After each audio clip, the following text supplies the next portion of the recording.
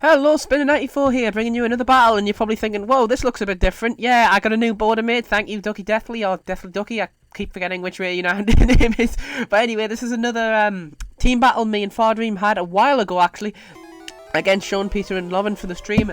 Sean Peter's actually running quite an interesting team here. He's running a Poketuber themed team. I must admit, that was quite interesting versus some interesting ones here. So True Green's going to evolve into this Mega Sceptile here. And I wasn't quite sure what to do here, so I just said to Fardream, well, I'm just going to go straight for a Hyper Voice to hit them both. But he was saying, oh, go for the Ice Beam, go for the Ice Beam. It's going to Mega Evolve. And yeah, he was kind of right on that one, so whoops. So I make a bit of a misplay there.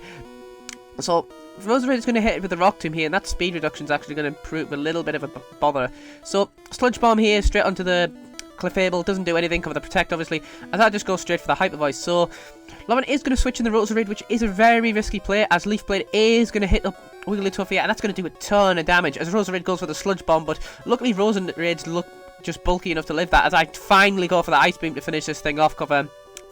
Don't want to be having a Mega Sceptile on the field, just in any case, they're going to do some nasty damage. And sorry if my voice is sounding a bit off. I am recording this with a bit of a cold, but I do feel well enough to do some recording, so I can't be that bad. Anyway, with that Roserade on that side of the field, I'm switching straight out to Hugs and Tugs here. I'm not taking any risk here, as I just go for a Sludge Bomb, and this, they go for a Sludge Bomb, and in return, Rosie the Roserade goes for a Sludge Bomb here. God, there's Sludge Bombs all over the place, it's ridiculous. As Poison Jab actually goes for Hugs and Tugs here, and Hugs and Tugs actually managed to take all these poison hits, obviously going to Steel types. I'm really glad I made that switch there, so unfortunately, with the Fire type and the Fighting type on Hugs and Tugs isn't looking good here, but I didn't want to switch at this point, as this thing's going to get an Intimidate off on both of these things. It's not going to affect the Brexen too much, or Brexen. How do you pronounce this thing? Either way, I'm just going to call it what it's called, Trickster here, as Trickster goes for a Will-O-Wisp on Hugs and Tugs here, but luckily I do manage to protect, so Speed's going to hit this Trickster, and that's not going to do a damn thing. This is a bulky set, and talking of bulky sets, oh, I don't believe Hugs and Tugs lived that. That was a flamethrower. I mean, I know Brexit has probably not got the special attack, it's not fully evolved, but I was surprised to live that,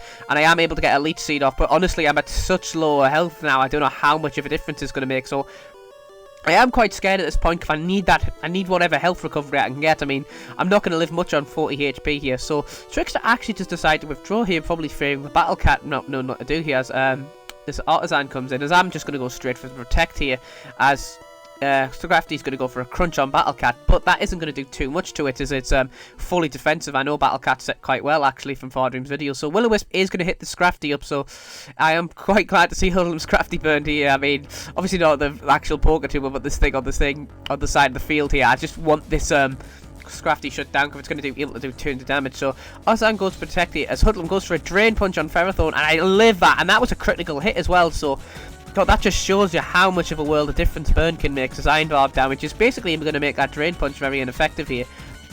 As I noticed all the switching was going on, so I thought, sod it, I'm going to get Stealth Rocks up before I die at least. I mean, I didn't really expect to live a Drain Punch, but still, I've just managed to get all them up and, you know, just stop all the switching. But the rate it's going is going to be a very switchy match, so I thought Stealth Rocks up, sod it. As Moonblast is going to hit me up, and Drain Punch is finally going to kill off Hugs and Tugs, but Hugs and Tugs putting in some major work there. This thing is OU to the max, as Iron Barbs is going to kick in.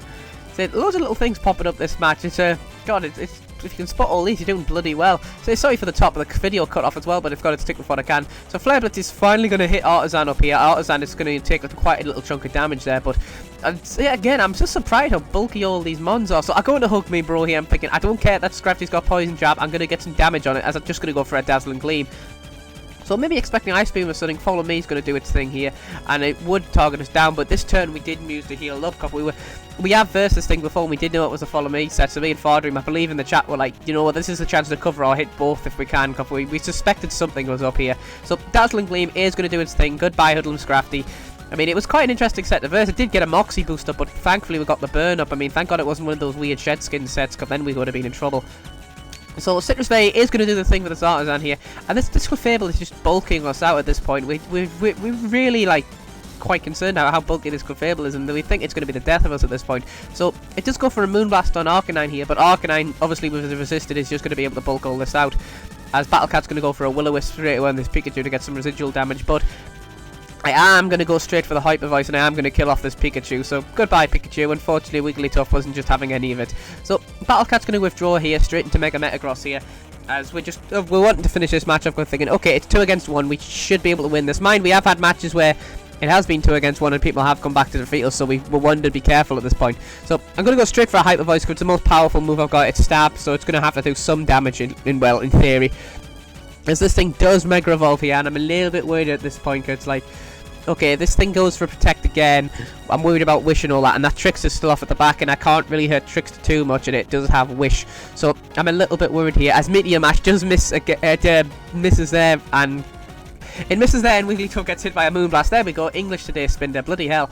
As Meteor Mash is going to miss again, and it can't believe, to miss twice in a row, my god. I have all, the thing is with me and Fardroom seems to get all the bad luck, and I seem to get all the good luck in these battles, so it just feels quite cruel. As Capri-Sun is, you know, when you want to break a wall, you bring in the Capri-Sun, and you just completely destroy this wall. Goodbye, Clefable, you're not living a Flare Blitz in this thing. And I do take a little bit of recoil damage, and Meteor Mash is going to miss. Well, it's going to fail, but it's going to miss again as Trickster comes in here, and that's something we're quite worried about this mon.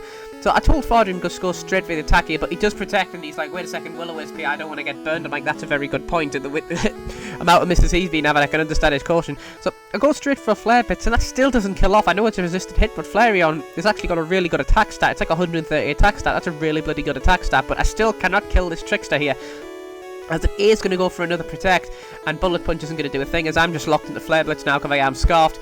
It's just my obligatory Capri-Sun set. So this thing is unfortunately quite healthy now, as I need to go for a Flare Blitz here.